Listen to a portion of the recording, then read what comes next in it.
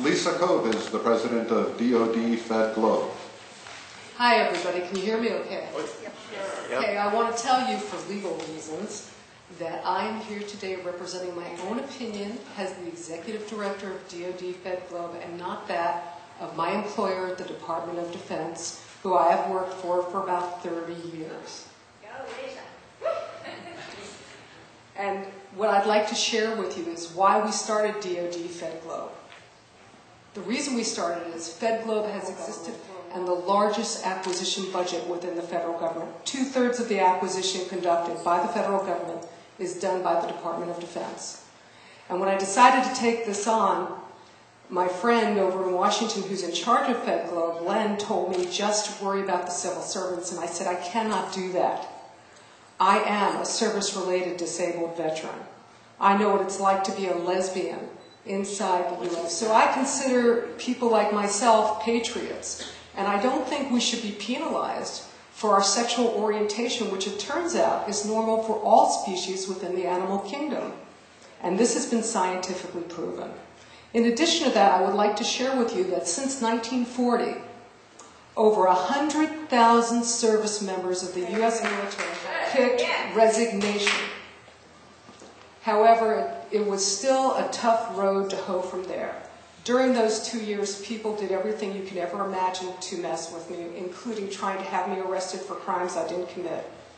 One of the folks that tried to frame me for a crime who got caught that very day for the frame, he and I are now friends, and 2 years after the investigation and after these people were basically kicked out of the government, while I was on business travel, I had a gourmet cake sent to him on his birthday.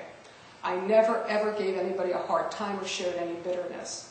And I am very out at work. Every day at work, I wear buttons like this, which says, I do support the freedom to marry, and I really do. I have hanging up in my office a certificate that's from the Decline to Sign campaign, where we were educating the public about the freedom to marry, and beneath it, I have a gay pride flag hanging. Rest assured, there's no other private office in the entire Department of Defense like an employee in the Department of Defense to stereotype and dehumanize every single lesbian, gay, bisexual, and transgender. And they cannot control this. And for that reason alone, this has to go. Because it's impossible to stop. It is prejudice on wheels. It is definitely an abomination like they said in Leviticus.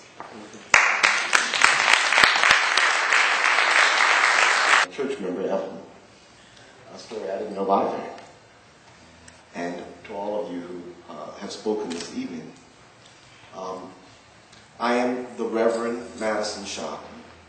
I am the pastor of the Pilgrim United Church of Christ, which is an open and affirming congregation in the United Church of Christ.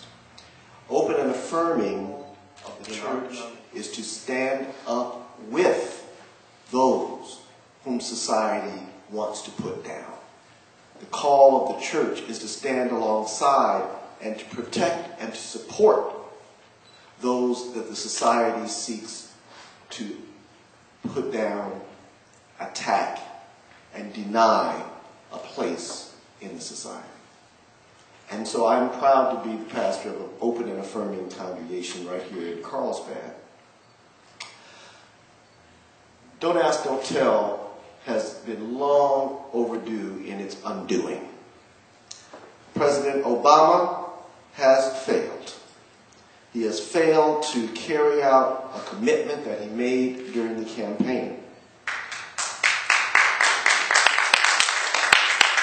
I'm sure that some of his supporters and some of his staff, for sure, will say, wait, just a little while. It hasn't been that long. He's only been in office openly because to do so would to normalize each of those persons as persons. Right. Think about it for a moment. The armed services were really the first major division of our country to desegregate. And when the armed services desegregated, it was the beginning of the end for Jim Crow. It was the beginning of the end for segregation. In the South, it was the beginning of the end for de facto segregation. In the North, no longer was it okay to be racist.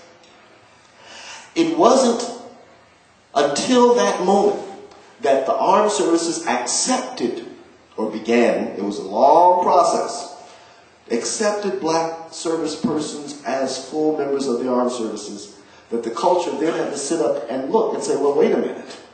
How can we on the one hand demonize these people as less than, less intelligent than, less moral than, less courageous than, if they are in fact defending our nation? That was the beginning of the end.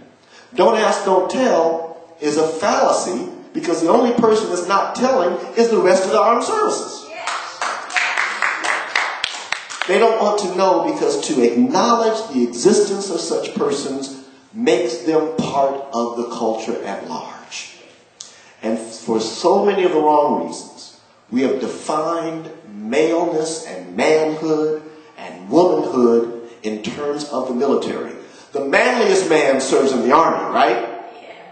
And so to accept that a gay man can be an army man causes them to redefine what it means to be a man. And that's the truth they won't tell you.